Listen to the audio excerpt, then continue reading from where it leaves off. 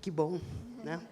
Estou vendo que tem muita gente jovem aqui hoje, são vários alunos da Unesp, a gente agradece a presença, mas eu queria começar, então, agradecendo a Paula Zugaray, esse convite, essa deferência.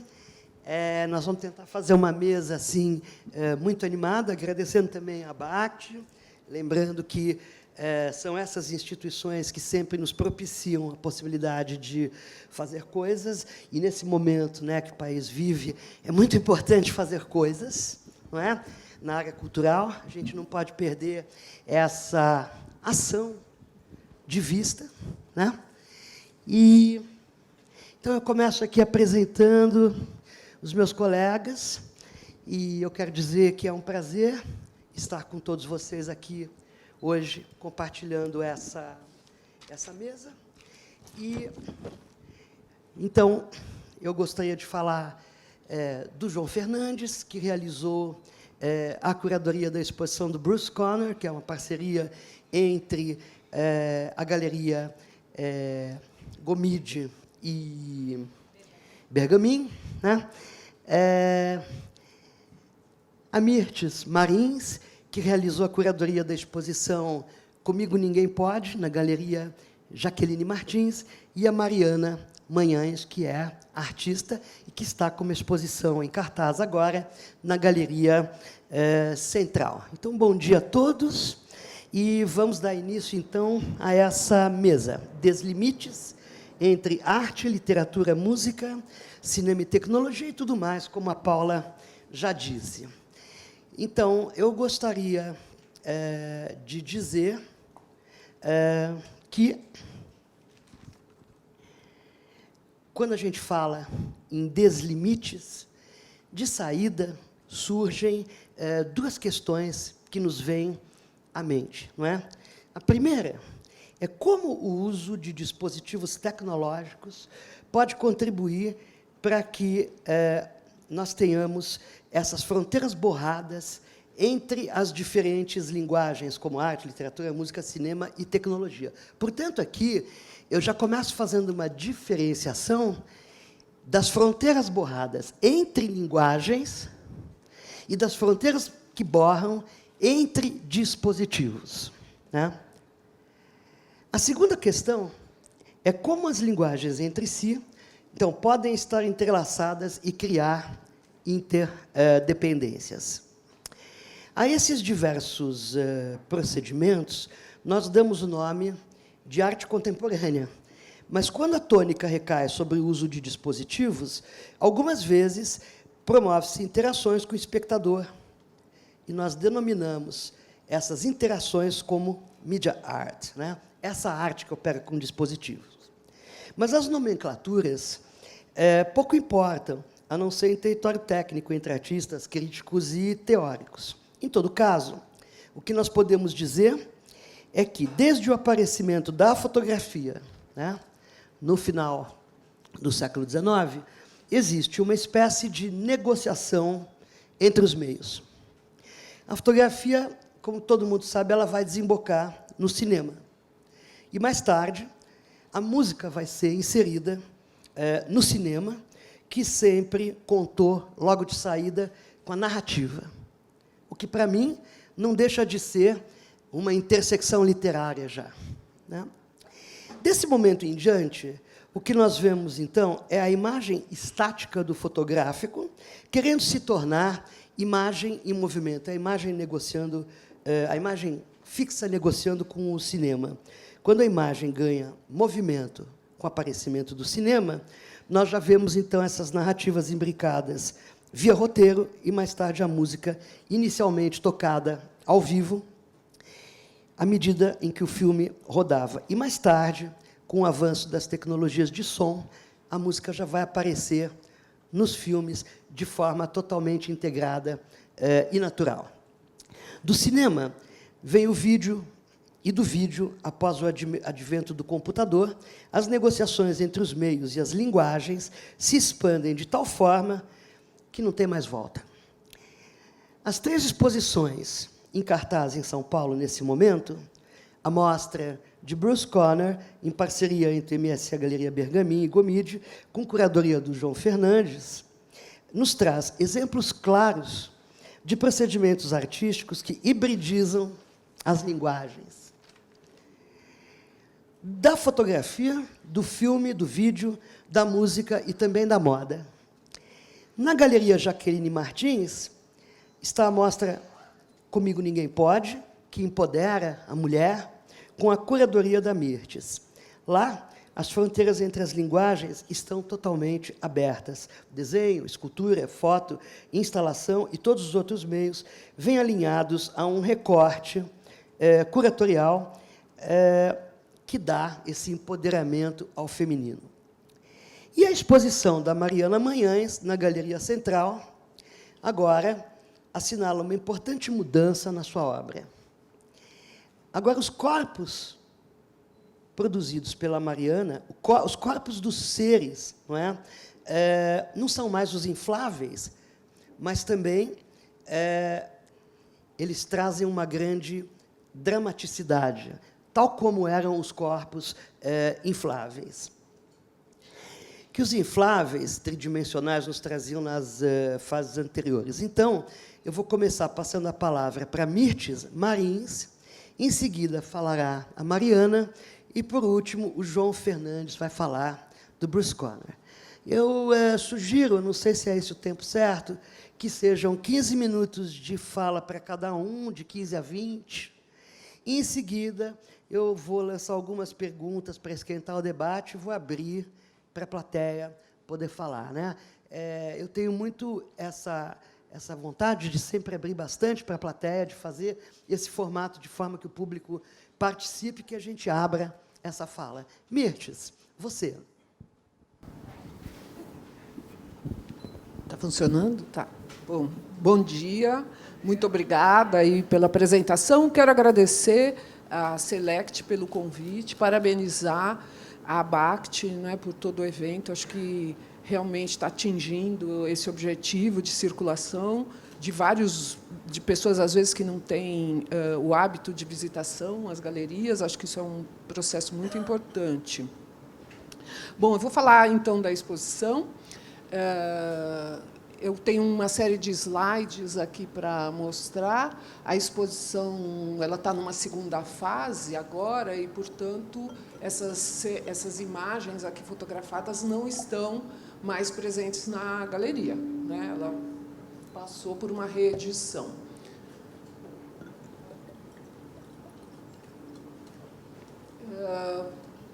Vou começar falando do partido curatorial. É uma curadoria coletiva realizada pela Jaqueline Martins, que está aqui presente. Esse vai passar no seu slide. Eu aperto este. Sou bem ruim disso. Voltou. Então, é uma curadoria coletiva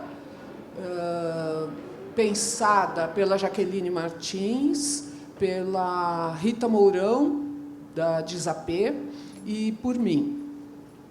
Nossa ideia inicial era discutir a noção de feminino, que verificávamos muito essencializada, em função de algumas conversas que eu e a Jaqueline tínhamos a respeito de uma artista que está na exposição, a Lídia Okumura.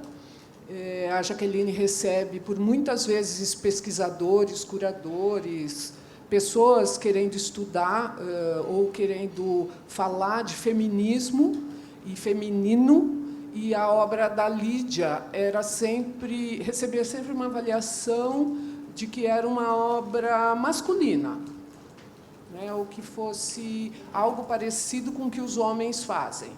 E nós achávamos que essa essencialização do feminino ela é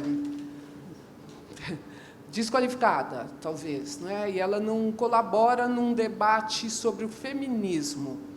Então, pensamos em conversar sobre as categorias, essas categorias fixas, e, claro, com isso também discutir ou tentar colocar na discussão a categoria fixa arte, principalmente essa que supostamente faria parte de uma exposição de arte contemporânea focada em objetos só visuais, sem tecnologia, muitas vezes, né? Então, a ideia girou um pouco em torno disso, um pouco, não muito, em torno disso, e, à medida que nós íamos trabalhando, nós fomos investindo na desconstrução de outras categorias, ou, pelo menos, tentamos que isso acontecesse.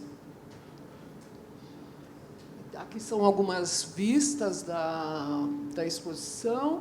Então, logo na entrada, nós tínhamos um manifesto da Mulher Futurista, que é uma resposta da Valentine de Saint-Pont para o Marinetti, sobre... Vocês sabem, o futurismo desqualifica muito as mulheres, e ela, como artista futurista, tenta responder a ele, criando também um ambiente no qual o feminino se caracterizaria muito pelo sexualizado, pelo elemento sexual, não é? Por uma certa característica catártica até, mas muito em torno do sexual e do erótico. Além disso, logo na entrada, o trabalho da Amélia Toledo, Homme, que é um trabalho extremamente espiritualizado, não é? O Homme é um símbolo do infinito, da transcendência, e colocamos, então, esses trabalhos ali numa área de contaminação.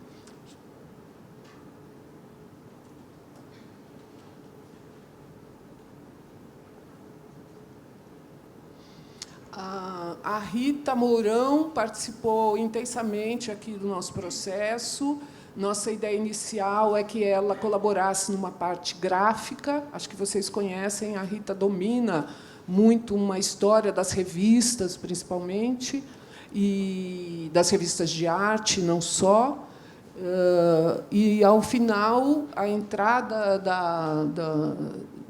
da coleção da Rita na exposição foi via algumas fotografias de mulheres artistas, performers, que trabalharam em conjunto com outros artistas durante os anos 70. Então, o caso da Charlotte Moorman, aqui nessa foto, nesse ambiente, de novo, que mistura as três produções. Aquela mesa é uma mesa dedicada à Ubu Editora, que participou com mostra de processo de trabalho. A Ubu é uma editora que a equipe toda é feminina.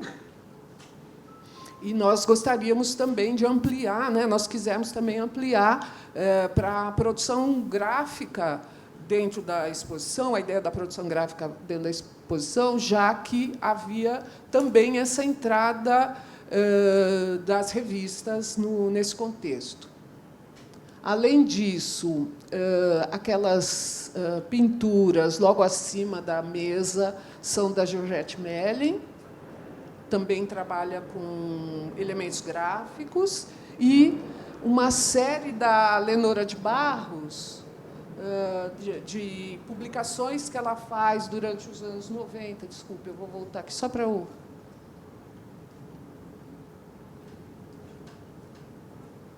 Eu estou voltando? Acho que não, né? Aqui.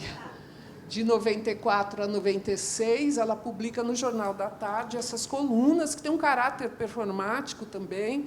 São fotografias, são comentários, são obras que são publicadas. Agora eu voltei para trás. Eu vou gastar os meus 15 minutos só aqui, nesse embate. E o trabalho da Regina Vater, que dá nome à exposição, chamado Comigo Ninguém Pode. É um trabalho de pesquisa inicialmente feito a partir de um curso, no qual ela e os alunos coletam imagens de ambientes comerciais num bairro, se não me engano, de São Paulo, e eles percebem ao longo do projeto que muitos ambientes comerciais têm na entrada a planta Comigo Ninguém Pode, porque, que vocês sabem, né, uma planta que tem, em algumas narrativas, esse poder de absorver o mal-olhado ou a inveja, enfim, uma negatividade. E a Regina faz uma série de trabalhos em torno da planta e dessa suposta magia e dessa suposta crença num poder externamente exposto, né, exposto claramente para o inimigo, ou guardado internamente, como era no caso da instalação em particular, no qual a planta ela está recoberta por essa cortina e depois por essas fotografias de fotos 3x4 que a Regina coletava naquelas antigas lojas de tirar foto, né? E que tinha sempre aquele painel com todas as fotografias 3x4 já tiradas naquele ambiente. Pensando, claro, no caso do trabalho da Regina, que isso seria uma representação do povo brasileiro. Né? O trabalho Comigo Ninguém Pode, a planta, essa crença num poder interno, num poder de proteção mística, ela seria a caracterização desse povo. Aqui um detalhe das fotos.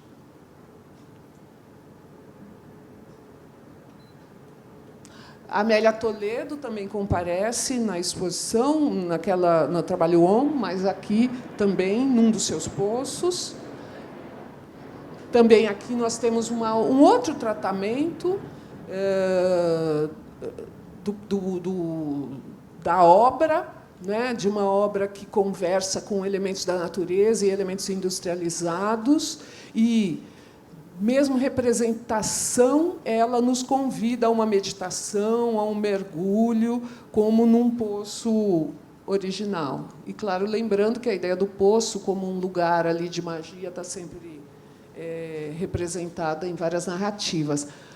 Aqui o trabalho da Lídia Okumura, essa é a artista inicial, para quem não conhece, que eu comentei, que é essa que sofre a avaliação de que faz um trabalho masculino, muito racional, não é um trabalho de mulher. Aqui algumas vistas. A exposição era dividida no térreo da galeria e no segundo andar da galeria também. No segundo andar, nós tínhamos, de novo, fotografia, né, da coleção de Zapé, da Trisha Brown, neste caso, um documento, um registro de performance ali fim dos anos 60, começo dos anos 70, junto com um trabalho da Ana Mazei, o Adele H., que que se refere aqui à história da filha do Victor Hugo, que, apaixonada, segue um homem em todos os lugares que ele vai e vai enlouquecer de amor. É um trabalho a respeito da adequação que temos que fazer para obter o amor, ainda que ele leve à loucura. Também aqui, acredito que, nesse sentido, entramos, né, nessa zona, além de algumas obras já apresentadas, mas entramos nessa zona da discussão sobre o que é arte, o que não é, ou, pelo menos, apontamos para isso. O trabalho da Flora Rebolo, uma pintura, acho que mais dentro da tradição da arte, e o trabalho da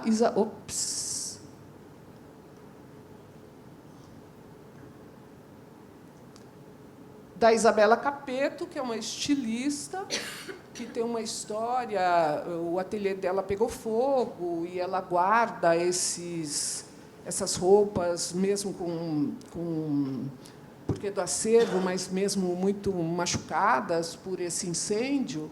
E, junto a ela, nós propusemos a criação de uma instalação com esse material. Lembrando que a Isabela Capeto tem como conceito do trabalho dela uma roupa para a mulher, que ela considera muito romântica e feminina. É um trabalho artesanal. E, então, nós a convidamos para participar da exposição. Esse outro trabalho desculpe, meio misturou ali, também um registro de performance da Alison Knowles, feito com o Nanjuni Paik,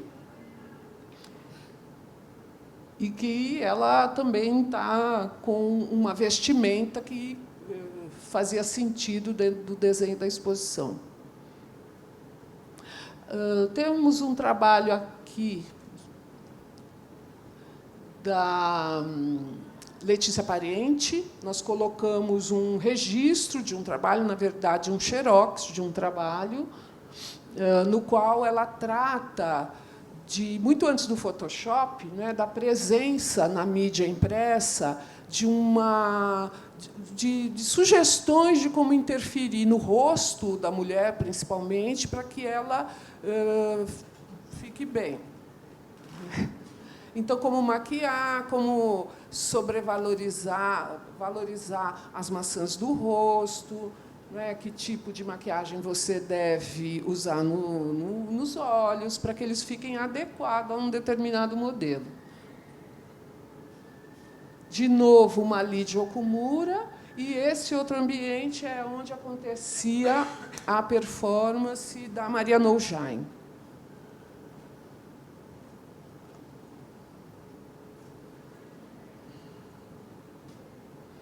Aqui a mesa da UBU, né, o pessoal da UBU, a Elane Ramos e a Florência, trouxeram partes do processo aí de constituição, e o público podia manipular, ler o livro, etc.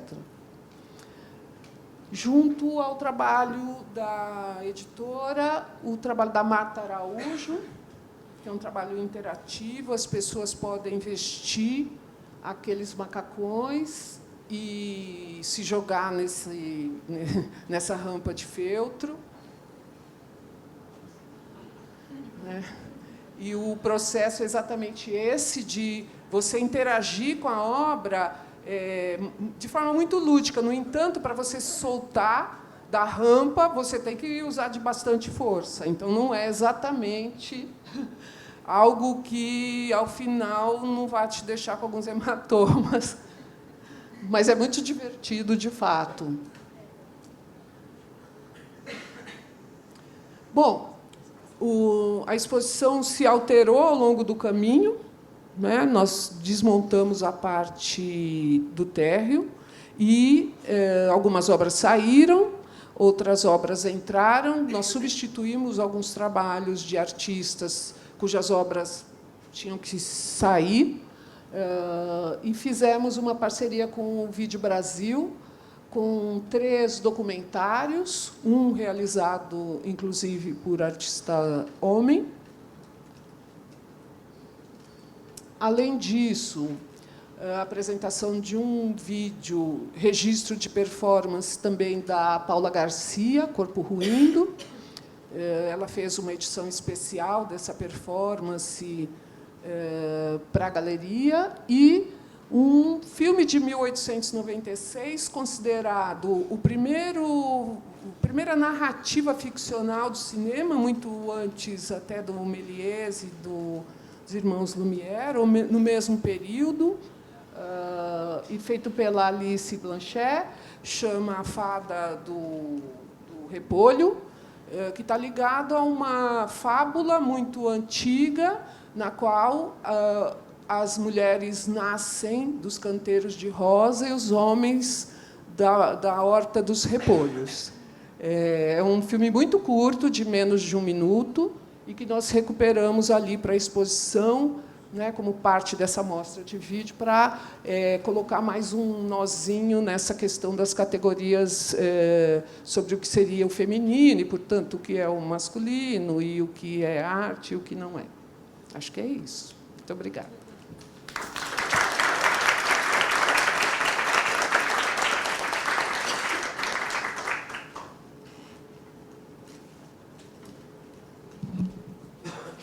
Oi, está funcionando? Tá. Eu queria pedir para colocar um vídeo de 1 minuto, que é o Montanhas Nos Assistem em Time Lapse. Eu não sei se eu vou precisar disso, não, mas tudo bem.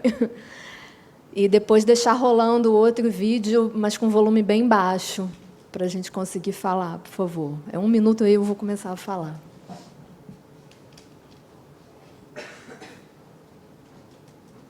Eu acho que ele não está, é no início. Ou tá? Vamos ver. Isso, obrigada. Só colocar o som, por favor.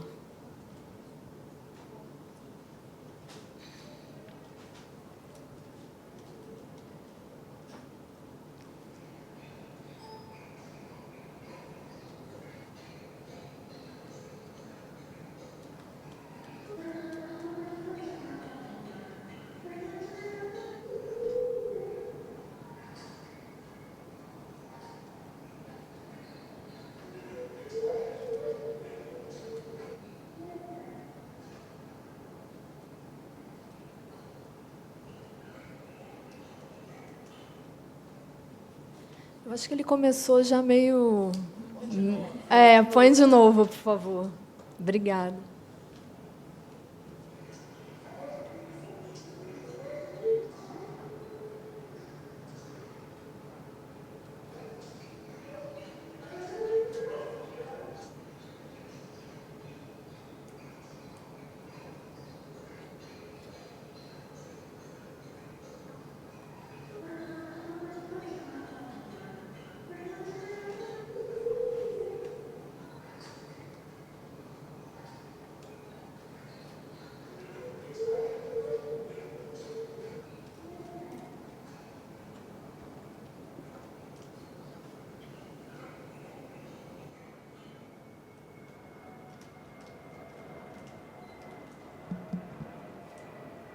Obrigada. Agora deixa rolando o outro, deixar num volume assim normal, assim, para não... É engraçado que, bom, primeiro, eu queria agradecer a presença de todo mundo que acordou cedo no domingo para estar aqui, agradecer a Select, a Abact, o convite da Paula, ao Art Weekend, especialmente a Central Galeria e a querida Fernanda, que topou fazer essa exposição, que eu tive que mudar a iluminação toda da galeria, deu um trabalho danado, e eu agradeço muito a ela por ter topado isso. É engraçado que, antes de começar, a gente sentou ali, antes de vocês chegarem, e a gente começou a conversar. Eu conversei com a Mirtes, e a gente estava falando assim, sobre como apresentar, né? E aí eu estava dizendo para ela que eu não sei preparar apresentação nenhuma, tem que baixar um santo na hora, né? E também, ao mesmo tempo, quando eu falo sobre o meu trabalho, que é, ao mesmo tempo, a coisa que eu mais conheço e a coisa que eu menos conheço. Meu trabalho é uma surpresa constante na minha vida. Eu nunca sei exatamente o que vai acontecer. E eu costumo dizer que eu sei o que o meu trabalho não é, mas eu não sei o que ele é. Ele é uma mistura de coisas, ele é uma mistura de vídeo, de animação, corpos, tem infláveis, tem circuitos, tem tantas coisas, e até... Pegando também a fala da Mirtes, que comentou que a Liji Okumura acham que o trabalho é feito por um homem, também já acharam que o meu trabalho era feito por um homem, simplesmente porque eu uso circuitos eletrônicos, que nem sou eu que faço, na verdade. Eu tenho um pai que é meu engenheiro, também é pai, e ele que monta esses circuitos para mim. De uns tempos para cá, eu comecei a sentir falta de corpos. E aí tudo muito intuitivo, de uma forma muito intuitiva, eu comecei a pesquisar tecidos, fui num polo texto que tem lá no Rio, comprei um monte de tecidos e comecei a experimentar. Então, essa exposição agora na Central é fruto dessa experimentação. Eu fiquei 1 ano e pouco sem produzir, porque de vez em quando eu paro de produzir para pensar no que eu estou fazendo. Eu quero ser tão fiel ao meu trabalho que, quando eu acho que ele está se repetindo, está ficando uma coisa automática, eu tenho que parar, eu tenho que pensar o que está acontecendo. O que eu faço é que eu Quando eu comecei a usar imagens de coisas que tinham na minha casa. Eu ainda morava com os meus pais e a minha mãe tem uma coleção absurda de coisas. Ela tem muitos vasos chineses. E eu comecei a usar essas coisas da coleção dela para fazer vídeos. E aí foi muito natural. Eu coloquei a minha voz nesses movimentos. Eu fazia movimentos ou com cordinhas ou então com uma base giratória. E aí foi muito natural para mim colocar a minha voz. E aí eu comecei a sentir falta de um... Tudo leva, uma coisa leva a outra, né? Eu comecei a sentir falta de um corpo. E aí os corpos foram aparecendo no formato de ventiladorzinhos, movimentos. Eu queria que, quando um bully falasse, por exemplo, ele mexesse uma coisa no trabalho. Então, assim, eu não sei que nome dar aos meus trabalhos. Eu não... Porque é uma videoinstalação, mas não é uma videoinstalação. Pode ser enquadrado como arte e tecnologia, mas eu não sei também se é arte e tecnologia, porque a tinta a óleo também é uma tecnologia, né? Então, isso é uma animação que eu fiz com 2 vasinhos meus. Então, assim, é tudo muito intuitivo e as coisas vão acontecendo dessa forma. E aí eu fui colocando... um dia eu perguntei para o meu pai, dá para fazer uma estrutura que, quando um bully fala, ele liga um ventilador, aí a estrutura vira para um lado, e, quando o outro bully fala, ela vira para o outro? Dá. E aí começou uma parceria que já vem desde 2004, 2005. Né? Esses trabalhos atuais são até bem mais simples. A gente já fez uns trabalhos hiper complexos, como, por exemplo, esse aí. Foi bem complexo de montar. Esse é na Bienal de Vancouver, uma curadoria do Marcelo Dantas. E eu ocupei uma parte enorme com esses infláveis. E as coisas, às vezes, dão errado, as coisas quebram, as coisas se desgastam, o que é normal. Eu acho que também isso reflete a vida da gente. Tudo se desgasta, tudo acaba um dia, tudo vira pó, né?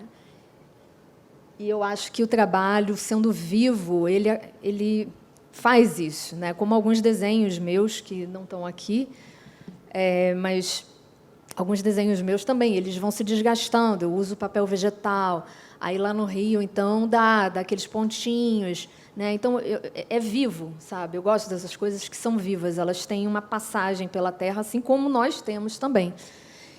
E esse aí, olha, estão os 2 vasinhos ali, eles estão conversando, e esse tem sensores eu já inventei cada coisa muito doida. Esse aí tem uns sensores que... Está vendo aqueles pontinhos ali? Quando passa uma luz em cima da própria projeção, passa um vaso em cima do sensor, ele ativa um dos infláveis, que eram vários nesse trabalho.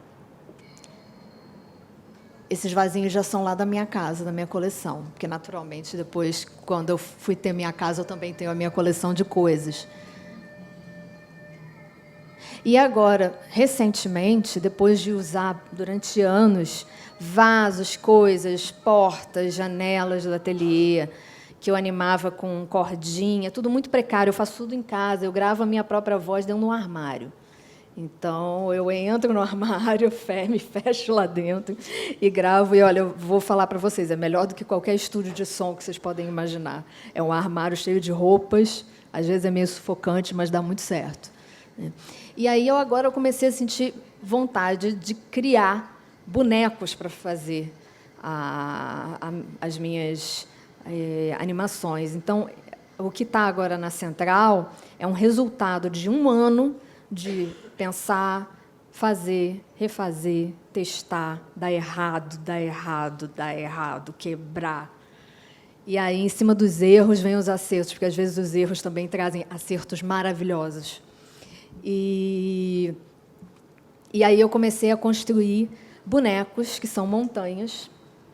As montanhas nos assistem em time-lapse, porque eu acredito que esses seres eles também observam a gente. E tem uma diferença muito grande, né? Imagina, como é que uma montanha vê a gente? Nós somos uma coisinha assim na vida da montanha, né? Então, elas veem aquele movimento, depois passa, já vem outra coisa. E elas estão lá nos assistindo, as montanhas, as árvores. Porque a gente vê do ponto de vista diário, mensal, anual. As árvores, em décadas, a cada 100 anos, vai mudando as árvores que duram muito tempo. Mas e as montanhas? As montanhas veem a gente de um jeito contando em milênios. Então, é uma coisa assim. Um dia elas vão ver a gente acabando também, o que vem depois. Então, isso tudo surgiu, todos esses pensamentos vieram para construir essa exposição. E principalmente, isso tudo começou por causa de um documentário que eu vi uma vez num desses canais aí que apresentam esse tipo de programa, falando sobre a Islândia, e eu estava maravilhada com a Islândia. Eu nunca fui à Islândia, sou doida para ir. E o cara falava que na Islândia ainda existem montanhas que não têm nome. E eu fiquei fascinada, porque como é que pode uma coisa não ter nome? Uma coisa que não tem nome, ela existe? Primeira questão. Como é que ela existe? Porque nós, humanos, tudo que a gente vê, a gente dá um nome, né? E eu não sei se vocês já leram, tem um livro maravilhoso do Mark Twain, que é Os Diários de Adão e Eva. E Adão, ele fica contando todas as coisas, e ele tem obrigação de dar um nome a cada coisa, e ele vai, que saco e tal. Ele não gosta, ele é todo resmungão. E Eva, não. Eva olha as estrelas, ela quer pegar as estrelas e colocar no cabelo dela. Ela conversa com todos os animais. E eu estou viajando aqui, gente, porque toda vez que eu falo, eu caio numa viagem total, depois eu fico meio perdida. Mas daqui a pouco eu me acho. Eu sei que essa questão de ter as montanhas inomináveis e pensar, elas não têm nome, elas são parte do nosso mundo, ou elas têm um mundo separado do nosso? É um mundo que se intercala, na verdade, com o nosso. Qual é o tempo das montanhas? Qual é o tempo nosso? Como é que elas veem a gente? Como todas as coisas veem a gente? Nós somos uma passagem rápida numa coisa que a gente não é capaz de entender, porque a gente só consegue entender a partir de décadas, anos,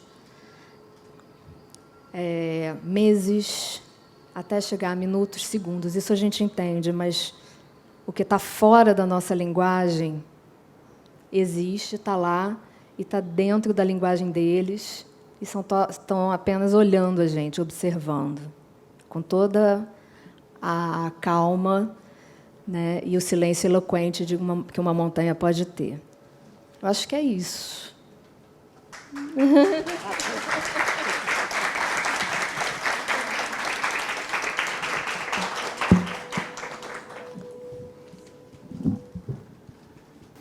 Bom dia. Bom dia, obrigado pela vossa presença. É assinalável a vossa coragem de estar aqui tão cedo num domingo para nos ouvir. Obrigado à Select e ao Art Weekend pelo convite para vos falarmos aqui de artistas, exposições, algumas obras. Eu gostava de esclarecer primeiro uma coisa. Eu não sou o curador da exposição do Bruce Conner, que se encontra neste momento na Galeria Bergamini Gomide.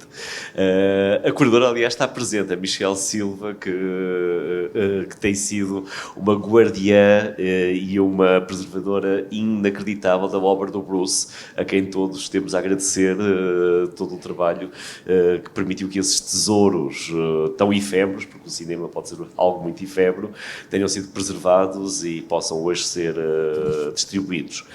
No entanto, compreendo porque me convidam para falar de Bruce Conner, porque neste momento eu estou a dirigir o Instituto Moreira Salles e estamos precisamente, ao mesmo tempo que a exposição acontece na Galeria Bergamini Gomide, estamos a apresentar um ciclo organizado também e programado pela Michelle com os filmes do Bruce Conner. E é, na verdade, uma ocasião única ter acesso a esses filmes e poder vê-los numa projeção cuidada. Também, o meu contacto com a obra do Bruce Conner começou muito cedo, sempre foi um dos artistas que mais me atraiu na segunda metade do século XX, e tive a grande honra e privilégio de poder, quando era subdiretor do Museu Reina Sofia, em Madrid, e seu curador principal, poder apresentar uma das mais extensas retrospectivas da obra do Bruce Conner, co-produzida com o Museu de Arte Moderna de São Francisco. Uma exposição que permitiu uma visão muito completa e até bastante exaustiva dessa obra. Mas porquê que Bruce Conner é, no meu entender, um artista fundamental também para compreender o tema que aqui nos reúne? Bruce Conner, ele vai fazer com o cinema algo, e com o tempo, algo que a arte começou a fazer numa das suas grandes rupturas das possibilidades de fazer, nas primeiras vanguardas. Quando a obra de arte começou a construir possibilidades de construção através da colagem, ou, por exemplo, através da assemblagem também, juntando materiais, quer numa superfície bidimensional, quer construindo objetos feitos a partir de objetos. A colagem, a assemblagem e depois o objeto existente e transformado, metamorfoseado através da atribuição da condição de obra de arte, são três princípios que radicalizam a arte no princípio do século XX e que vão abrir vanguardas artísticas que vão ter vários ecos ao longo de todo o século. E Bruce Conner, de certo modo, vai utilizar as três num período muito distinto das primeiras vanguardas, desde os tempos em que Picasso, Miró e tantos outros se dedicavam à colagem e à assemblagem, quer no contexto das linguagens Dada, quer no contexto das linguagens surrealistas, das linguagens cubistas, das linguagens futuristas, construtivistas, etc. Todas as vanguardas artísticas do século XX recorrem a objetos existentes na vida, recorrem a possibilidades de construção e de composição que advêm de materiais que até aí não se consideravam materiais feitos para construir uma obra de arte, porque eram materiais que vinham da vida cotidiana. E toda a arte do século XX, nas suas rupturas, nas suas vanguardas, nas suas novas possibilidades de construção de linguagens, vem precisamente deste desejo de incorporar a vida na obra de arte, que é uma situação diferente daquela que tinha, de certo modo, caracterizado toda uma história da arte. Já não se trata de representar a vida, trata-se de levar a vida para dentro da obra de arte e levar a vida nas suas manifestações mais cotidianas também. Nas suas olhar para o mundo e encontrar possibilidades artísticas em tudo quanto encontramos nesse mundo, que é uma forma muito revolucionária e subversiva de olhar para o mundo. E por isso a obra de arte também foi um território de ampliação da experiência humana da vida e do mundo ao longo das linguagens que os artistas construíram. Bruce Conner é um dos exemplos de alguém que sendo o protagonista da sua época e de uma extraordinária atualidade, contemporaneidade e, ao mesmo tempo, é um pioneiro de formas de expressão que ele, de certo modo, inaugura. Bruce Conner é também um herdeiro de toda esta tradição das vanguardas que acontece na arte do século XX, com a possibilidade de juntar materiais. E por isso ele se vai dedicar também a colagens, vai construir objetos que são feitos a partir da assemblagem de vários materiais que ele colige, que ele vai colecionar, materiais que ele encontra naquilo que uma sociedade deita fora também. Outra coisa que é muito curioso é essa valorização daquilo que uma sociedade marcada pelo consumismo, marcada pela permanente utilização de objetos que dão lugar a objetos, a outros objetos, esse resgate daquilo que é deitado fora. Ele vai fazer construções, esculturas maravilhosas a partir de coisas muito frágeis e de coisas que ele encontra da sequência de toda uma série de artistas que nos Estados Unidos também faz, que ele encontra daquilo que uma sociedade deita fora, daquilo que uma sociedade rejeita, e que ele vai reciclar e a que ele vai conferir uma grande nobreza nas possibilidades de interrogação, quer da obra de arte, quer dessa sociedade. Há, de certo modo, uma interrogação e uma interpelação da sociedade norte-americana e da cultura norte-americana, e não só das possibilidades de fazer arte. A obra do Bruce Conner tem também essa característica de interpelar o presente e interpretar uma consciência do presente. E muitas ilações políticas e ideológicas se podem também construir a partir da obra do Bruce Conner. Uma das coisas com que Bruce Conner vai lidar é com um material que não fazia muito parte dos materiais com que os artistas trabalhavam: o tempo. O tempo vai ser muito importante nas possibilidades de construção da obra de arte para o Bruce Conner. E qual é a arte que, desde finais do século XIX, é, por assim dizer, um suporte matriz da construção de tempo? O cinema. Então, Bruce Conner vai trabalhar com imagens em movimento e vai dar movimento às imagens. Vai, na sequência de toda esta história da colagem, da assemblagem que eu vos falava, vai ter uma originalidade. Ele não vai fazer filmes com imagens criadas por ele.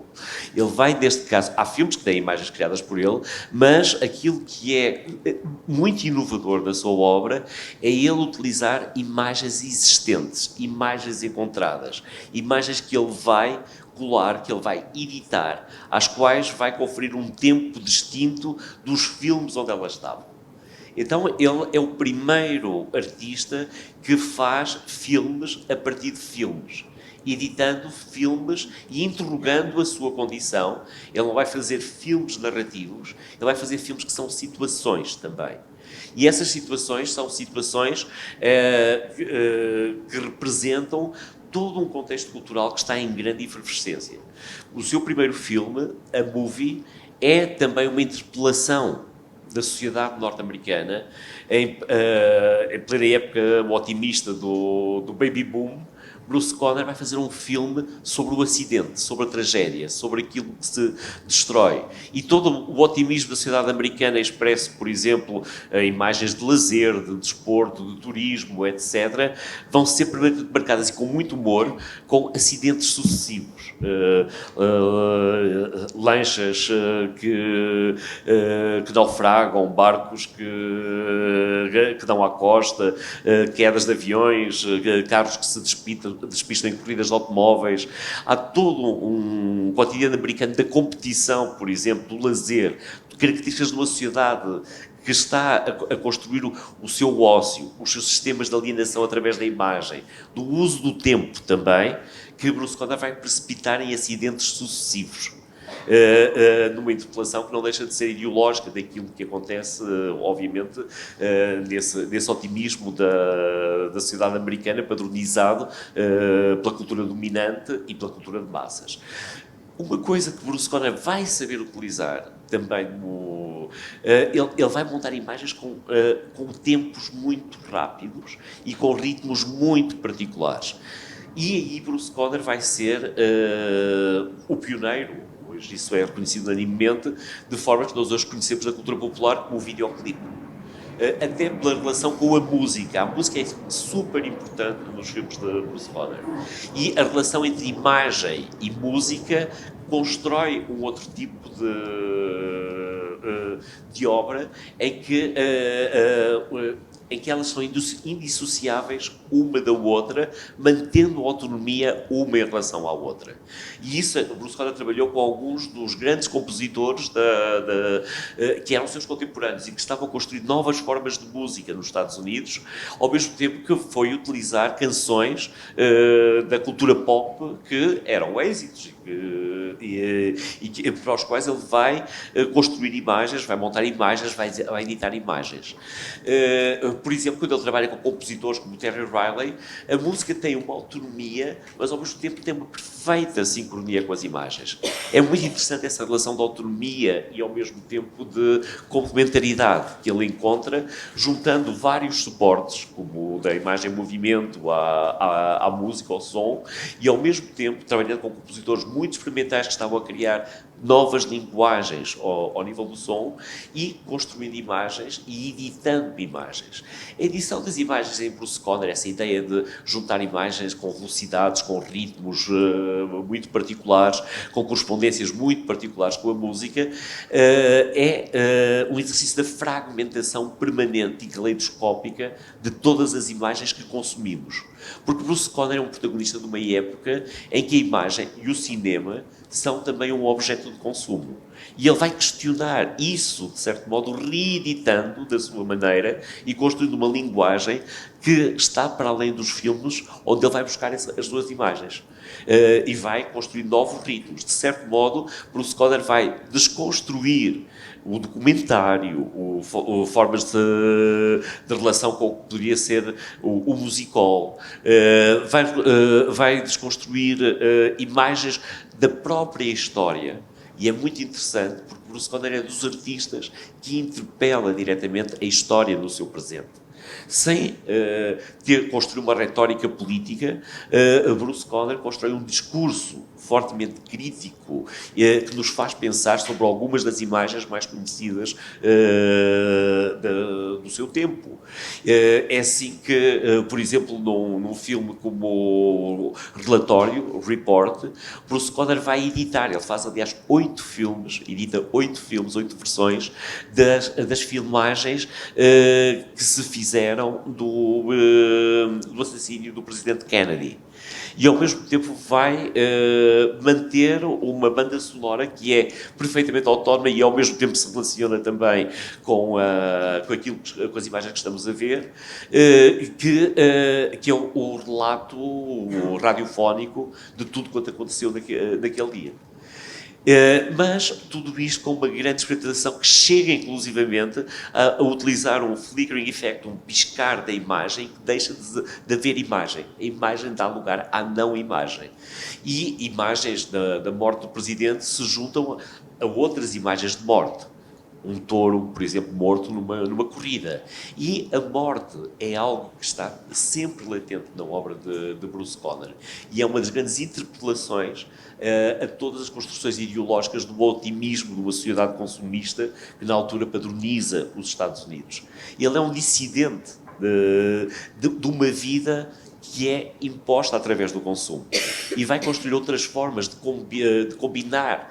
Nessa altura, por exemplo, artistas como Robert Rauschenberg fazem as suas combined paintings. Vão buscar objetos à vida e vão pô-los na tela, vão relacionar a parede com o chão, vão construir formas de combinar materiais que estão muito para além daquilo que a história da arte tinha trazido como possibilidades de materiais e de produção. Muito para além mesmo das primeiras colagens e assemblagens das primeiras décadas do século XX. As cidades fornecem esses materiais rejeitados. Ora, Bruce Conner vai buscar vai encontrar as imagens que nessa altura, por exemplo, também vêm de algo que lhe é contemporâneo e que ele vai interrogar em alguns dos seus filmes, a televisão. Não só o cinema, mas a televisão é também um outro universo que Bruce Conner vai interrogar. E a televisão aparece, com a sua multiplicidade de canais, já com uma espécie de nova possibilidade de edição. Por exemplo, o zapping. Quando nós estamos a fazer zapping entre vários canais, nós estamos a fazer um filme editado por nós, de uma certa maneira. Esse é um contexto contemporâneo que vai também acelerar imagens, construir tempos. na obra de Bruce Conner. E por isso nós encontramos na obra de Bruce Conner uma extraordinária atualidade em relação ainda a formas de apresentação, de construção, de ritmo de imagem que podemos encontrar ainda hoje. Ao mesmo tempo que vemos formas de expressão de uma cultura e de uma sociedade que nos remetem para um presente histórico que ainda interroga o nosso presente. Bruce Conner, por exemplo, iniciou aquilo a que eles chamavam cinema atómico. O cinema atómico é um cinema que diretamente traz e constrói e reconstrói imagens do maior utensílio de destruição criado na história da humanidade, a bomba nuclear. E a Bruce Conner vai conseguir acesso a materiais que estavam super reservados. Das experiências atómicas no atol de Bikini que os norte-americanos fizeram na década de 50. Experiências essas que eram filmadas, algumas delas, por mais de 300 câmaras. Havia imensas imagens, havia dezenas, centenas de aviões no espaço a filmar os cogumelos atómicos, havia coisas muito bizarras que aconteciam nessas experiências para testar as possibilidades de vida, a questão de como a explosão nuclear danificava, quais as possibilidades de resistência às radiações que havia. Muitos animais foram sacrificados, por exemplo, nesse tipo de experiências, mas Bruce Conner consegue fazer um filme maravilhoso com 2 compositores, e o filme tem 2 partes em função dos 2 compositores que ali estão, pura e simplesmente com as imagens da explosão do cogumelo, que são imagens de uma beleza terrível, que quase atualiza para a sua época e para uma cultura pop aquilo que na cultura romântica do século XIX se chamava o sublime, quando o sublime era uma expressão do terrível que havia na natureza, que os pintores do século XIX, os poetas do século XIX tentavam retratar. Esse exercício terrível do sublime, o sublime com possibilidade de morte, é interrogado numa obra como Crossroads, de Bruce Conner. Algumas das imagens mais importantes da história do século XX estão nos filmes de Bruce Conner. Muitas outras são imagens de uma cultura popular também. E aí vocês têm uma ocasião para ver essa arte combinatória da colagem, do fragmento, da construção de objetos a partir de objetos e da construção também fílmica da própria exposição, onde, e isso também é algo bastante inédito, que Bruce Conner inaugura, poder apresentar um filme numa situação expositiva também. E aí tem, por exemplo, um filme como Breakaway. Eu não trouxe imagens porque acho que vocês têm que ir lá mesmo, têm que ver mesmo. Porque é uma experiência do tempo, é uma maneira que vocês têm que ter algum tempo na vossa vida para encaixar esses tempos que Bruce Conner vos vai apresentar. Porque vale a pena a experiência. E se conseguirem ir ao site do Instituto Marassaus e descobrirem os filmes que estão nesta programação maravilhosa que a Michelle nos oferece, vale muito a pena verem algumas das possibilidades mais radicais e mais pioneiras de formas de trabalhar com cinema, com tempo, com imagens fundamentais do nosso tempo e aí construir tempos alternativos que põem em questão os tempos que nós consumimos. O tempo é uma questão muito importante para os artistas quando eles começam a utilizar o cinema não como a construção de filmes narrativos que a indústria do cinema oferecia a um público consumidor, mas como possibilidade de construir novas formas de fazer arte. Porque a combinação de tempos, a edição de tempos, vai ser fundamental para problematizar uma coisa que acontecia cada vez mais, e acontece cada vez mais no nosso tempo, que é roubarem-nos o tempo. Esse roubo do tempo, que uma sociedade que monetariza o tempo e que procura padronizar-se por expressões como tempo é dinheiro, e com isso explorar o nosso tempo e roubar-nos o tempo, vai ser um objeto de reflexão e de prática, de interrogação, por muitos artistas. De Bruce Conner, que trabalha a rapidez da imagem, que vai construir relações únicas na relação entre imagem e som, até Andy Warhol, que vai provocar o tempo através da representação em cinema do tempo real.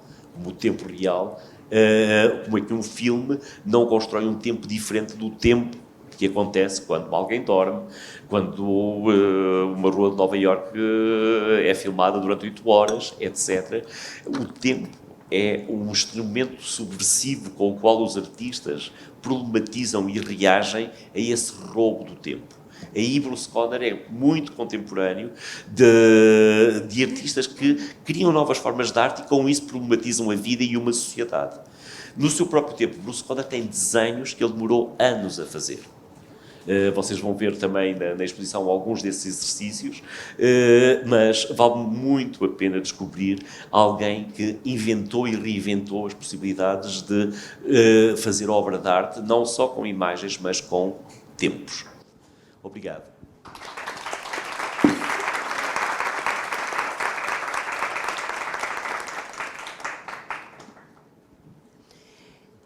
Só para fazer um pequeno comentário aqui.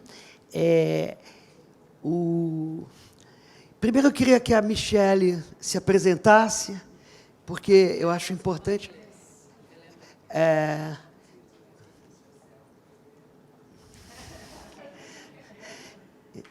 So, I would like you to introduce yourself and say some words, okay? I was hoping to remain anonymous, like Bruce Conner. My name's Michelle Silva, and I handle all of Bruce Conner's film restoration, exhibitions, and also work with museums and galleries to help place the work in important collections. I think the show we have at Bergamin and Gomiji is a beautiful show. So we have punk photos, a couple of assemblage pieces from the 1950s, and drawings from the 60s, which are done in Mexico, a little bit of Magic Mushroom inspired. And Breakaway, which is with Tony Basil, who's a famous choreographer in the United States. But Dennis Hopper held the lights for that, which most people do not know.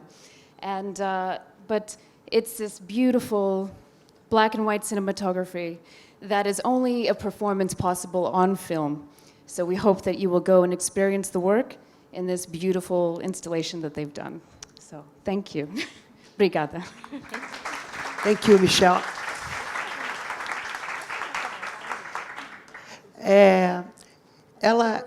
Ela está me pedindo para fazer um comentário sobre Bruce Conner. Eu acho legal não perder essas coisas que surgem assim na hora. Pode fazer. Eu falo em inglês ou português? O que é melhor? Fala em português. Em português, então tá. É para a Michele? Não, para todo mundo. Okay. Acho que é mais até para ele. Tá, ok. Não, eu só queria fazer um comentário que, alguns anos atrás, eu estava em Nova York, fui ao MoMA, e, para minha felicidade, estava rolando uma exposição enorme do Bruce Conner, que eu não conhecia, e foi uma das exposições que mais me impactaram na minha vida, especialmente esse vídeo com a bomba atômica e aqueles tempos. Eu fiquei hipnotizada por aquilo, eu fiquei horas naquela sala, eu e meu marido, a gente não conseguia sair. Tinha um vídeo também que tinha a música do Terry Winters,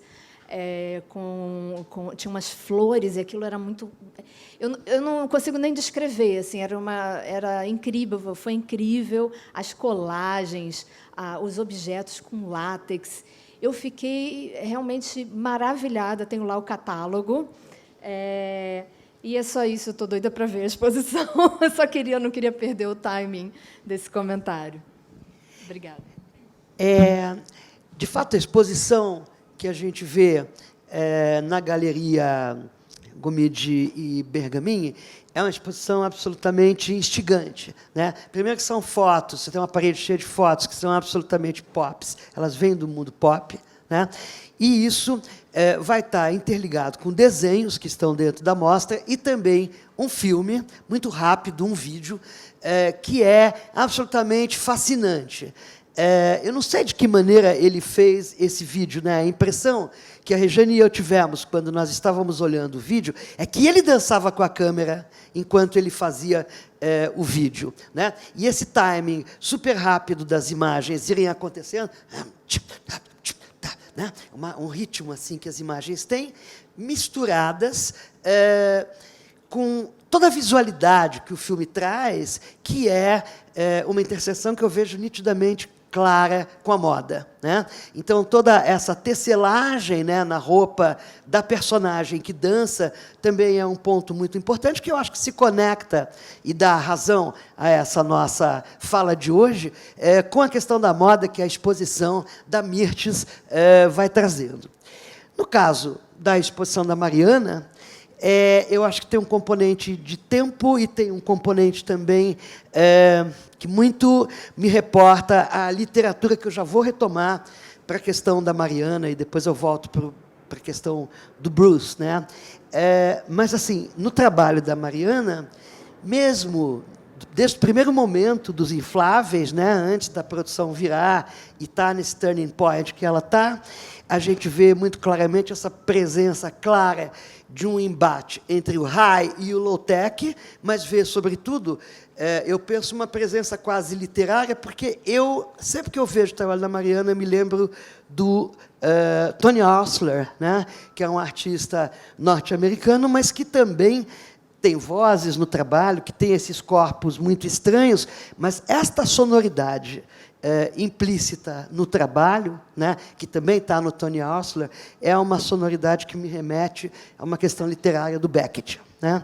Então, o excesso, a repetição e todos esses elementos, né, que a gente vai pontuando nesta sonoridade me traz o Beckett de volta como uma potência literária a ser reconsiderada nestes tempos esvaziados que a gente vive, né? Eu diria tempos esvaziados pelo excesso, né? Em que os ícones, os símbolos, tudo vai se refratando no vazio, não é? No caso da exposição da Mirtes, né, nós temos a Marta Araújo, se eu não me engano, que faz essa pontuação muito grande com a túnica, com a moda, além da performance, né? E eu queria também já lançar uma pergunta para o João Fernandes e depois jogar para a Paula, lançar uma para a Mirtes, e assim a gente vai indo para dinamizar mesmo esse debate, que é a seguinte: de que forma... Não, você chega a ver no trabalho do Bruce Conner, porque ele já vai operar nos anos 70, né? Você chega a ver aproximações da Nan Goldin com o Bruce Conner? Como é que você vê isso, João?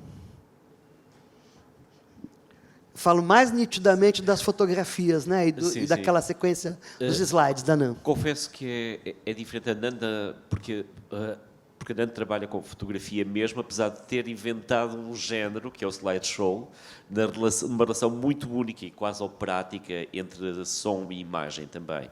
As músicas que ela encadeia para apresentar as suas fotografias nessa obra maravilhosa como a Balada da Dependência Sexual, que é uma das grandes óperas contemporâneas, sem dúvida, e das grandes interrogações de uma sexualidade ameaçada nas suas formas de expressão pela morte, pela AIDS, onde toda uma geração estava nesse momento a morrer e a ser perseguida também pela sua própria sexualidade. Coisas que ainda acontecem no nosso mundo, conforme sabemos aqui neste país também. Mas eu acho que é muito diferente com efeito, porque o Bruce está a trabalhar com cinema mesmo. E no último filme do Godard, que se chama O Livro das Imagens, Livro de Imagens, o Godard começa o filme a dizer: o cinema faz-se com as mãos. E o Bruce Conner faz cinema com as mãos, a editar, a montar, a cortar fotogramas, a construir tempos a partir das imagens que vão ser reconstruídas fotograma a fotograma, etc.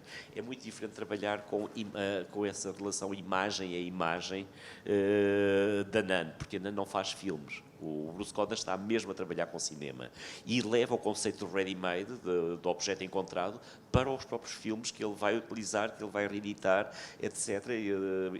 É o primeiro do chão do cinema, por assim dizer, para com isso mostrar que o cinema é matéria. O cinema, que parece uma coisa imaterial, muitas vezes faça essa oposição entre o que é material nas artes, as artes materiais, as artes visuais, e o cinema seria uma arte imaterial, como a música. Mas Bruce Conner vem de uma cultura do trabalho, Era um artista que trabalhava muito também. E trabalhar é montar, é editar, é fazer coisas com as mãos, como dizia Godard neste último filme, o livro de imagens. Obrigado, João. Agora, a Mirtes, eu também vejo um pouco, de alguma maneira, a presença subliminar da literatura, quando ela não é explícita, dentro da mostra. Eu vejo essa presença subliminar via a fabulação, via o mítico, via o conto. Será que você poderia falar um pouco desse entrelaçamento um pouco mais?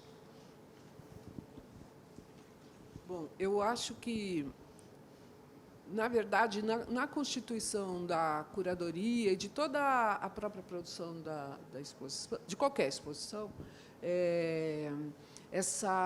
no nosso caso, existia essa tentativa de criar maiores elos com a literatura, especificamente, mas, em qualquer constituição de exposição, você tem esse tempo também, inclusive, da compreensão de como aquela outra linguagem se relaciona com o que já está ali, de uma certa forma, desenhado, escolhido, por causa da temática escolhida, do conceito escolhido. E nós havíamos pensado, inclusive, em trazer de forma mais forte essa questão da literatura e do texto escrito de uma forma geral, porque nós temos, desde do início do século XIX, muita literatura ligada à questão do feminino, né, da militância feminista, e essa era uma questão.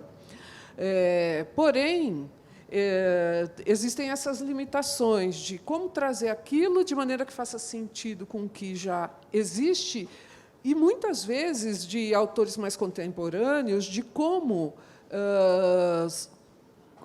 trabalhar, como entrar numa exposição. Por exemplo, acho que vou dar um exemplo mais desviando um pouco da questão da linguagem literária, mas da música, né? Alguns artistas, alguns autores que eu contatei, eles sentiam uma certa dificuldade em compreender que haveria uma necessidade de repensar a forma de apresentar a linguagem dentro da exposição. As coisas chegavam em limites, assim, realmente em limites, do tipo, puxa, mas eu não faço nenhum objeto. Né? Quando, na verdade, eu gostaria que a conversa é exatamente para que a linguagem da música, de alguma forma, se configurasse ali. Então, diante disso, nós optamos pela presença, principalmente do ponto de vista da publicação, né, da UBU, editora, e na ideia, e do ponto de vista das narrativas, que vão um pouco mais nesse viés que você está apontando, eu diria que a Amélia Toledo é uma presença, não é? Mística. Mística. Exatamente. E pensando aqui, só um pouco pegando um gancho a respeito dessa questão do tempo, a exposição tem um tempo também muito específico. O espectador, na exposição, vendo o vídeo, mergulhando numa obra que exige uma certa meditação, eu acho que isso também aponta para algumas impossibilidades ligadas, por exemplo, à literatura. Sempre me parece isso. Não é? Uma vez eu ouvi uma pesquisadora falando, puxa, mas se a exposição ela tem tantos textos e tanto material de leitura, por que não se publica um livro? Né? Por que eu tenho que ficar ali, de pé, lendo laudas no texto de parede? Então, acho que isso também é uma questão, né, da linearidade do texto literário e que exige uma outra relação. Nós colocamos ali a mesa, a cadeira, o texto, caso isso seja um desejo. Né? Mas, dentro desse todo, existe uma narrativa da própria curadoria que eu acho que impõe um recorte. Não sei se eu respondi. Eu acho que você responde, sim, e eu acho também que eu ainda posso colocar mais uma pequena questão. Você. Gente, preciso dar um recado antes da gente continuar. Agora, às 12h45, está saindo a van do circuito das galerias. Então, quem quiser aproveitar o transporte, fica à vontade para... Daqui a 1 hora vai ter uma nova van aqui, saindo daqui. Então, a gente vai seguir ainda mais 15 minutos aqui de bate-papo com a participação da plateia. E quem quiser deixar para pegar a van daqui a 1 hora, talvez possa até almoçar nesse ínterim, né? Posso aproveitar, então, a deixa? Ou você quer comentar o que a Mirtz falou? Tá. Então, eu vou inaugurar aqui vamos dizer, a nossa voz da plateia.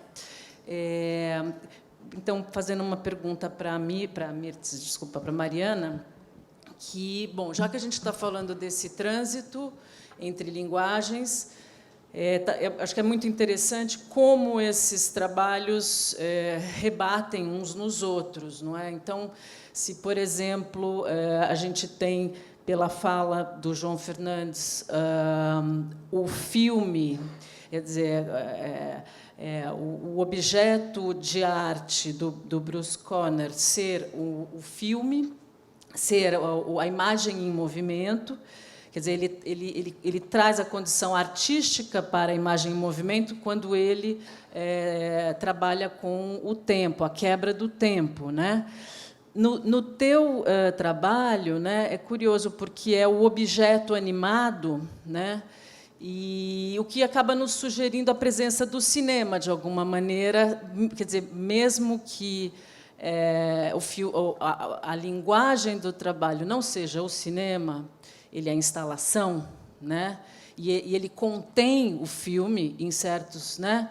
Ele contém fragmentos, a presença fílmica nessa instalação.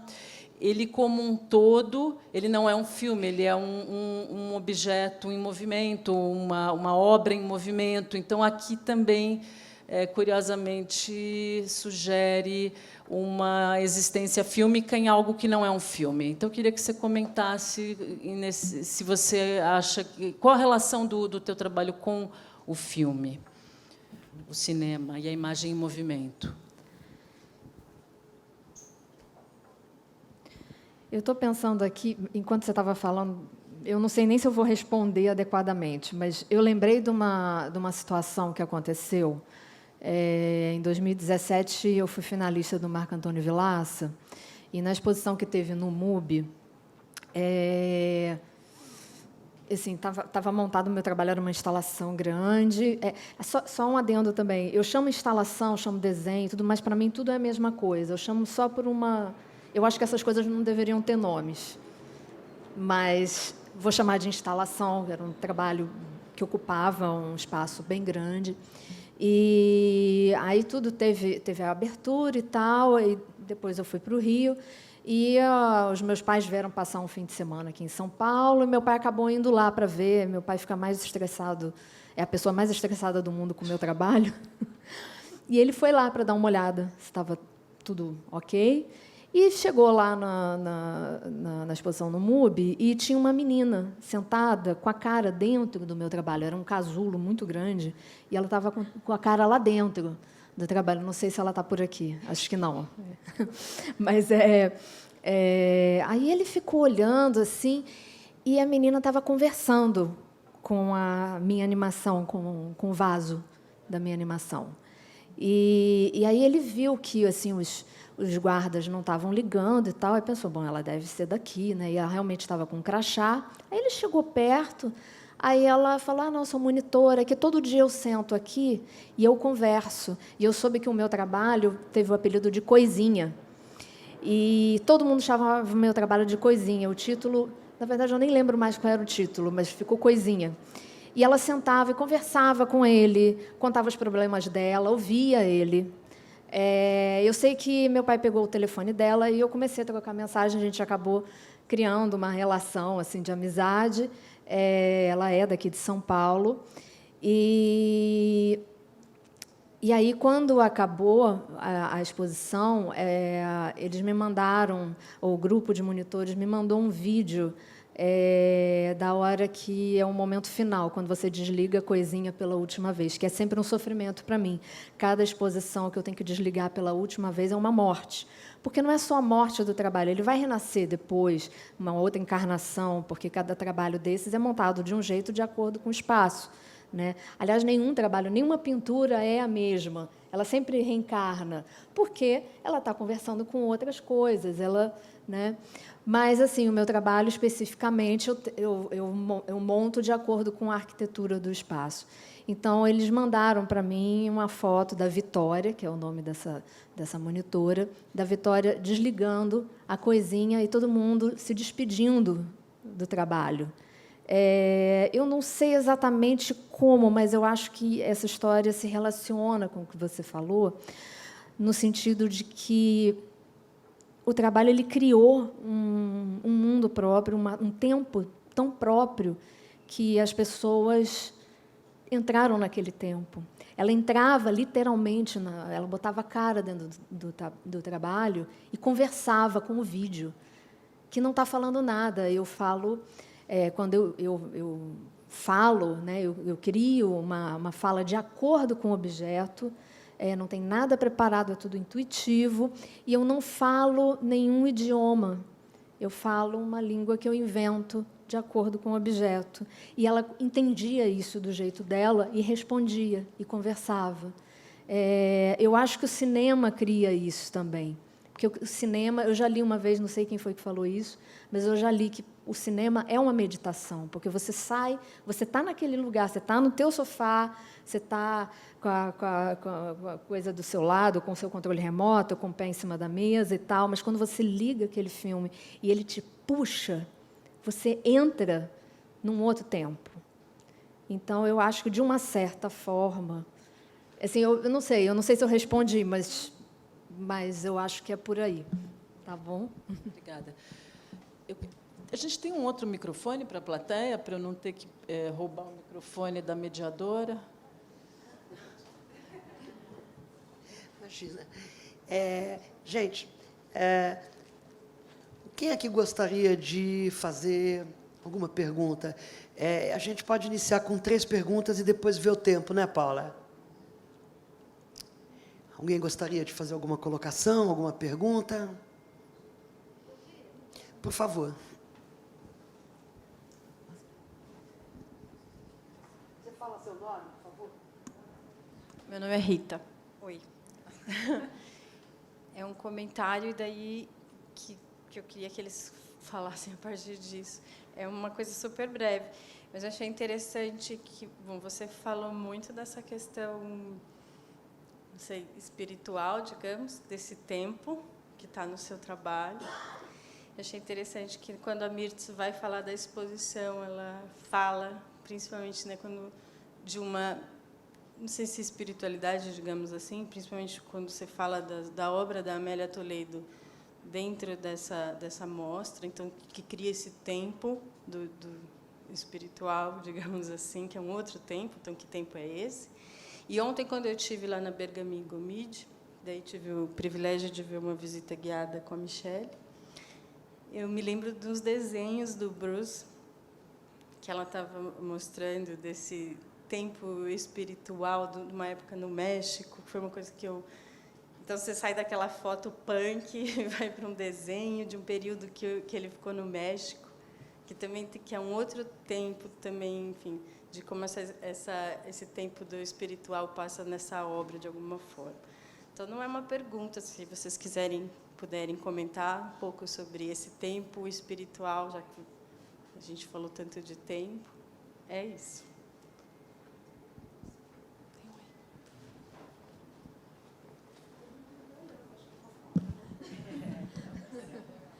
Vocês querem? Não querem falar? Eu falo? Então, tá bom.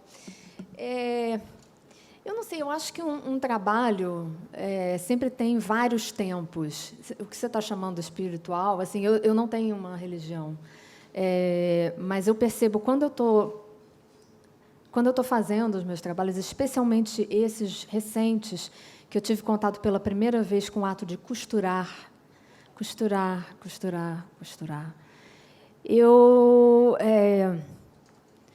aquilo mexeu muito comigo. Eu nunca tinha trabalhado dessa forma, porque ele ganhou um corpo, e aquele momento, eu costurei tudo à mão, e aí tem os enchimentos. Quando você olha o trabalho, ele tem uma transparência, e você vê dentro dele, vê o corpo, e eu fabricando esse corpo, né, enchendo, e tem tantos tempos ali, tempos de coisas que acontecem ao longo da fabricação dele no ateliê, do fazer, né? Então, por exemplo, eu e minha cachorra, a gente dormia muitas vezes em cima desses trabalhos, antes deles receberem a espuma. Minha cachorra adora esses trabalhos. Eu vou ter que fazer um para ela, inclusive, porque senão ela vai ficar chateada comigo. Tem tanta coisa de espiritualidade nisso, de conexão com alguma coisa que a gente não conhece, com tempos que a gente não conhece. Cada coisa... ainda agora mesmo, estou com um celular, né? Essa questão do tempo é interessante, porque você está aqui, você está ouvindo, toca um celular, você atende, você tá em outro tempo, você já está no tempo do que está acontecendo lá do outro lado. Eu não sei muito bem como comentar isso, mas... É como eu falei, eu não sei preparar nada para falar, mas é tudo... me fez pensar isso, sabe? Então, acho que também quando você visita uma exposição, como quando eu visitei a exposição do Bruce Conner, especialmente esse vídeo que tem uma música do Terry Winters e tem umas flores, e aquilo tem uma pulsação, assim, você entra naquilo, e é uma meditação, você sai de você, sabe? Eu acho que um trabalho bom de arte, ele tira você daquilo, e ele sabe, você entra em comunhão com o trabalho. Eu acho que essa comunhão, né, essa ligação, aí você pode viajar na maionese, você pensar religião, religare, né? Você entra em contato com alguma coisa que você não conhece. Eu acho que a espiritualidade que você está falando talvez esteja nisso. Não sei se vocês querem falar alguma coisa? Você quer falar, Mirtes? Eu quero falar bem rapidamente, assim. Deixa eu te fazer um gancho, porque daquele comentário que eu ia fazer, que ela falou de espiritualidade, eu ia justamente também te perguntar de que forma você enxerga, né, essa espiritualidade sendo trazida pela arte brasileira, né, pela questão brasileira que tem na sua mostra. Mas vai aí. Bom, da minha perspectiva... Como eu vou falar isso? Da minha perspectiva, a curadoria é um trabalho com a linguagem. Nesse sentido, esse exercício da linguagem que encaminha possíveis interpretações. E eu vejo que se o artista... Eu, particularmente, não penso nunca neste elemento espiritualidade. Eu penso em questões éticas, mas, mais propriamente, seja lá o que estejamos denominando, né? Eu não penso nisso, mas eu percebo que existem manifestações artísticas ou de outra ordem que trabalham com isso. Isso é uma realidade que, no nosso caso aqui, nos pareceu interessante trazer para a exposição, inclusive porque, nessa categoria feminino essencialista, que é o que a gente queria desconstruir, num certo sentido, está muito presente. Então, como se a mulher fosse alguém que tem um contato sensível, que permite uma maior espiritualidade, e o homem não. O que, do meu ponto de vista, não me parece algo verificável. Eu acho que é uma narrativa que se cristalizou. Então, desse ponto de vista, eu gosto, e trabalhando ali com a Jaqueline, principalmente, eu acho que existe muita precisão do pensamento em torno dessas relações. E a espiritualidade é algo que se apresenta. Eu não posso dizer não concordo, não gosto, não quero, né? Como curadora, né? Como autoras, eu acho que nós não podemos. Mas, de fato, havia essa presença ali, né, da Amélia e da própria Regina Vater. Inclusive, pensando que aquilo, uma certa devoção, uma certa crença, está ligada à ideia do povo brasileiro. Então, é tudo categoria que a gente queria desconstruir, mas, de verdade, mais do que desconstruir, naquele momento, o que é possível é contrapor, justapor, para que isso permita que as pessoas, pelo menos, fiquem em dúvida sobre o que seria o feminino, no caso dessa exposição. Não sei se respondi. Também muito rapidamente, Bruce Conner é um escultor de tempos e é um construtor de tempos. E ele trabalha com tempos que vêm de outras temporalidades também. Por exemplo, os filmes onde vai buscar as suas imagens têm os seus tempos específicos. E às vezes há uma imagem que ele vai repetir, que ele volta atrás, vai à frente.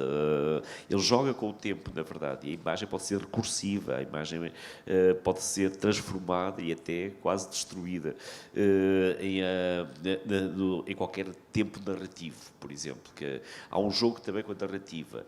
Mas o tempo é um trabalho muito material para Bruce Conner. Agora, outra coisa é o que se passa na recepção. E na recepção, por exemplo, tivemos a ocasião de ouvir aqui a descrição da visita à exposição do Bruce nos Estados Unidos e ouvimos uma experiência que é uma experiência interior. Há um tempo interior. A obra do Bruce convida a esse tempo interior também. Por exemplo, um compositor com quem talvez ele mais tenha trabalhado, o Terry Riley, hoje é um grande místico, é um homem que procura, na verdade, uma pesquisa do interior, muito influenciado pela filosofia hindu, pela filosofia oriental, etc. E isso já está presente também nessa altura em que o nosso conceito de espiritualidade da cultura ocidental eram confrontados com conceitos de outras culturas, nomeadamente com as culturas orientais.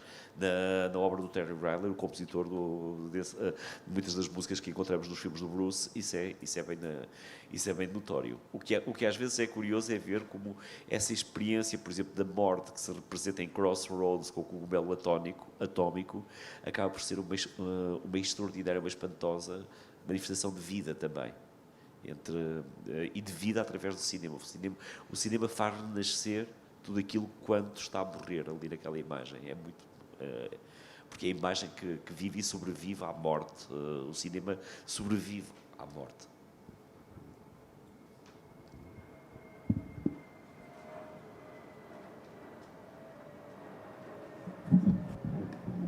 Alguém mais gostaria de colocar alguma questão? Luana?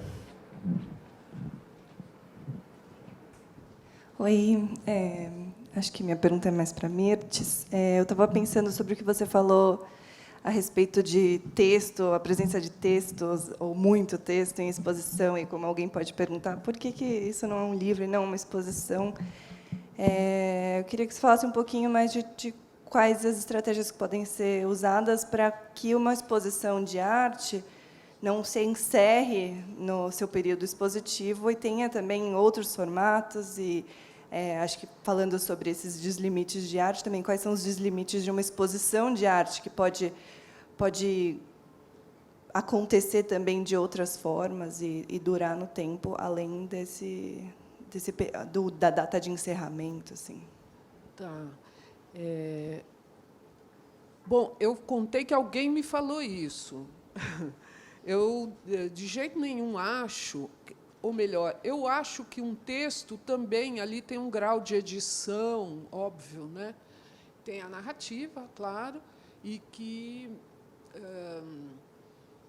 é considerado por algumas pessoas como curadoria. A gente tem ouvido isso, né?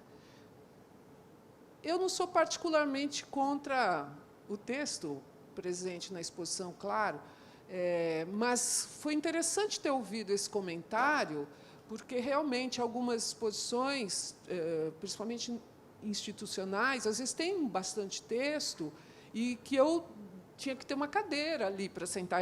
Sabe, são coisas assim um pouco básicas. Mas eu acho que a presença de textos e a possibilidade de alguém sentar na exposição e ler algo que está apresentado como facsímile de um jornal de época, ou mesmo os livros que às vezes ficam, né? Eu acho que é um recurso curatorial. Agora, por exemplo, lá na exposição tem o trabalho da Ana Mazei, tinha o trabalho da Ana Mazei e da Adélia H., que é a partir da literatura e do cinema. Então, eu preciso também dessa ponte da informação para que as pessoas compreendam o trabalho.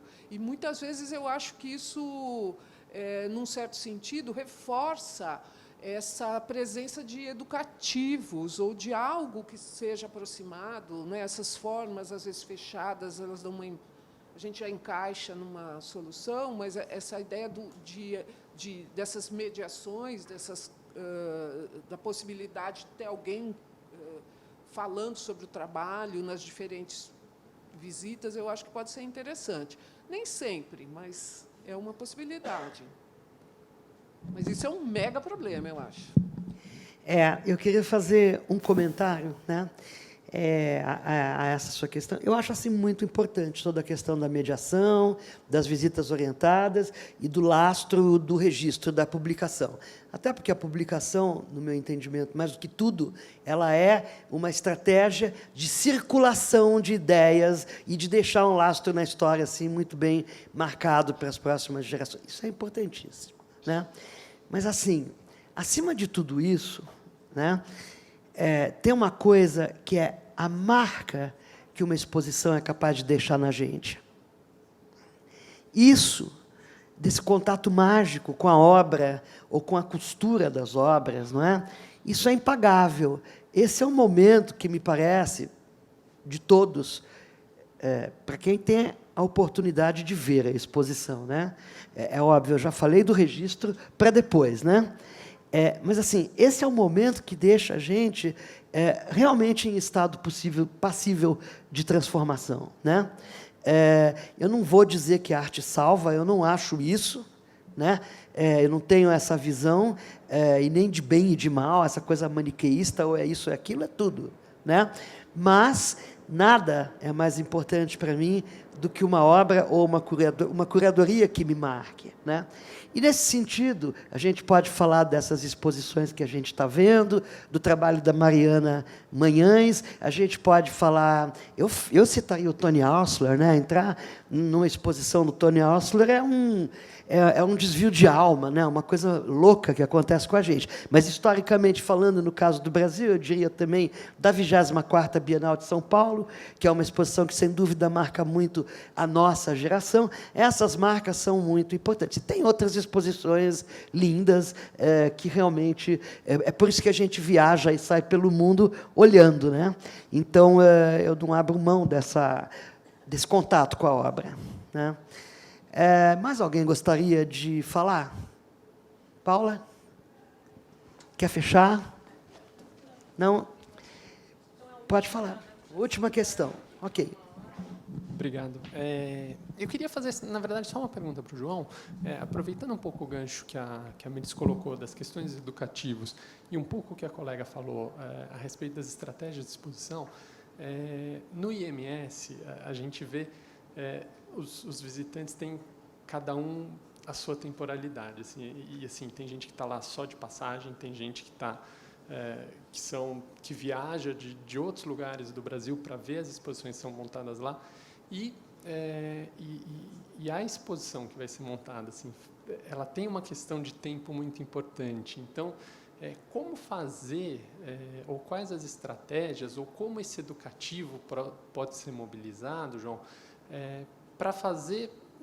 para ter um pouco mais de colagem entre o tempo da exposição, o tempo das pessoas, ou quais contradições surgem disso e possibilidades você vê nesse... Porque a gente não vai ter a Michelle lá podendo guiar a visita como foi no caso da Mariana, né? Mas no caso do Bruce, os filmes são apresentados em screening. É uma programação de cinema que está a decorrer, não é uma exposição.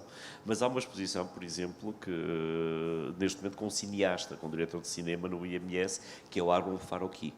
E o Barão Farouki tem hoje a experiência também dos tempos do cinema dentro dos tempos da exposição e do espaço da exposição. Dentro do museu, o cinema dentro do museu é uma questão.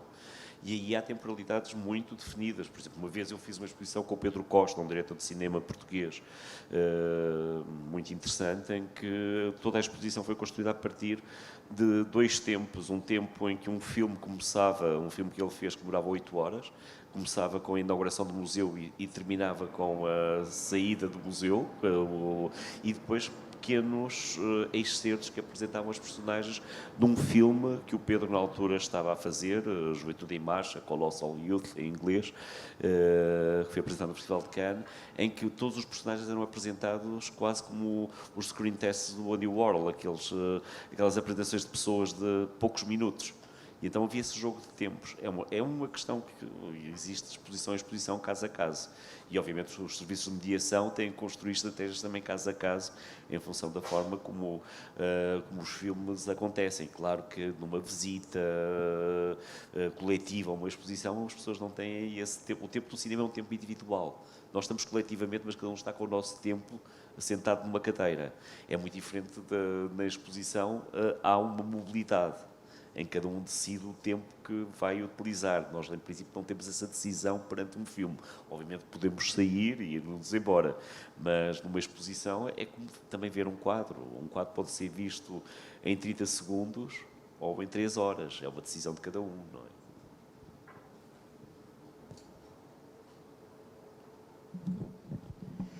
Mais uma vez, então, eu vou agradecer a presença de todo mundo, fazendo um breve resumo bem rápido das palavras que ecoaram nessa manhã e que a gente pode levar para casa para pensar nelas, não é?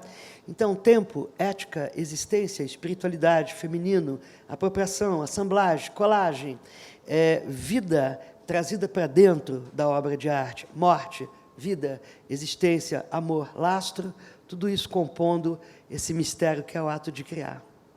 Bom domingo.